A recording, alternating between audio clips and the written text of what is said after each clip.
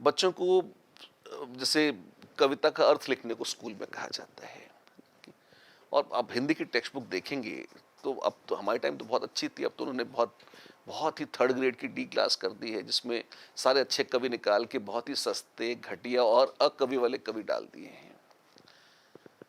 तो कुछ भी ऊट पटांग कविता है, आपको उसका भावार्थ लिखना है कि आपके मन में क्या भाव आए, प्रश्न है।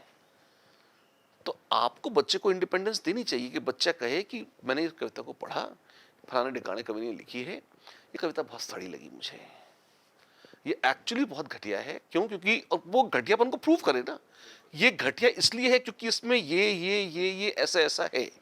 अगर वो ये लिख सकता है तो आई थिंक उसने बड़ी अच्छी क्रिटिकल एनालिसिस और सच्ची करी है। पर आपको लिखना पड़ेगा कि ये तो बहुत ही अच्छी कविता है, ये तो बड़े श्रेष्ठ कवि हैं, कूड़े हैं वो कवि, वो तो सिफारिश से आए वहां पे, है ना। लेकिन बच्चा ही लिख दे तो फेल कर देंगे उसको। तो आप जब उसको लिखने की आज़ादी नहीं देते, उसके मन में भावना कुछ है, वो ये कह रहा है कि ये जो मक्खी पर कविता या गधे पर कविता लिखी हुई है, ये तो मक्खी और गधे पे लिखनी क्यों चाहिए थी तुम्हें?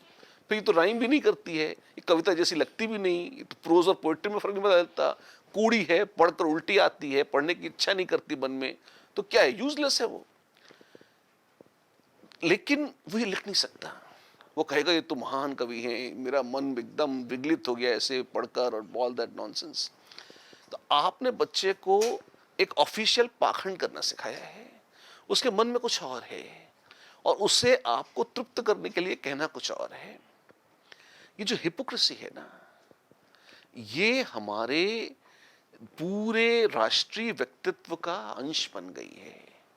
और भी बहुत कुछ है, जैसे जैसे आप, बहुत मजेदार चीज बताता हूँ आपको, आप देखिए आपको मनोरंजन होगा, क्योंकि ये सबका सत्य है, हमारा भी है आपका भी है। भले ही आप करीब 20 22 25 साल छोटे होंगे, है ना, लेकिन आप भी उसी स्कूल सिस्टम से गुजरे हैं, उसी एजुकेशन सिस्टम ने आपको भी तराशा है ना। जैसे मैथ्स देखिए, बड़ी भव्य तरह से पढ़ाई जाती है, मैथ साइंस भी हमारे स्कूलों में, पहले भी ऐसी थी, आज भी ऐसी है। एक तो एक सेंटेंस कहा जाता है कि बेटा रटना बड़ा पाप है, रटना कभी कुछ मत, तुम्हें समझना चाहिए, यू शुड अंडरस्टैंड। मैं बिल्कुल मानता हूं कि जरूर सही बात है ये। फिर लेकिन वो करते क्या है? पाइथागोरस थ्योरम, आपने बोर्ड पर पाइथागोरस लिखी, बच्चे ने नकल कर ली। फिर आपने बोर्ड पर लिखा कंस्ट्रक्शन, बच्चे ने नकल किया।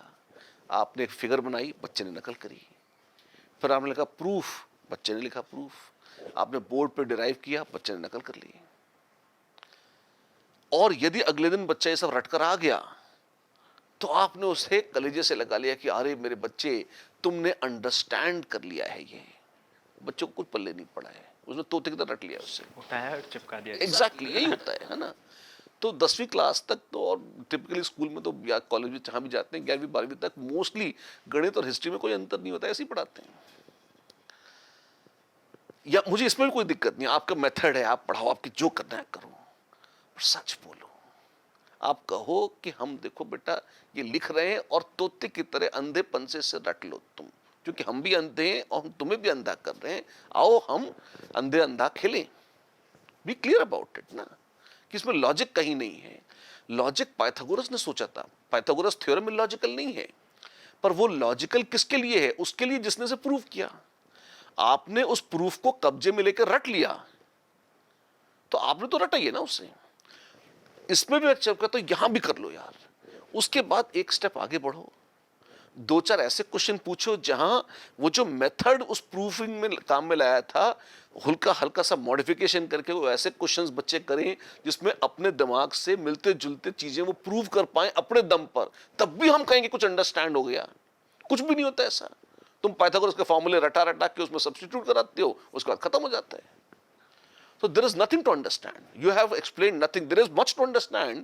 काफी कुछ है जो समझाया जा सकता था, आपने कुछ समझाया नहीं है। और आप ये लगातार झूठ बोलते हैं कि हमने तुम्हें अंडरस्टैंड कराया। बच्चा जानता है कि उसको कुछ समझ में नहीं आ रहा, पर वो भी झूठ बोलता है कि हाँ मैंने अंडरस्टैंड किया।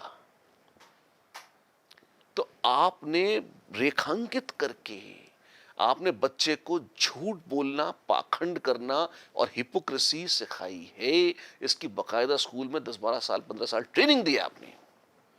तो जब वो पूरे जीवन पाखंडी और झूठा बनता है, तो आपको क्या प्रॉब्लम, बनना ही पड़ेगा उसको, है ही ऐसा, आपने काम यही किया दिन भर, आपने जिस जो उसके फॉर्मेटिव ईयर थे उसमें यही सिखाया है तो यही बनता है।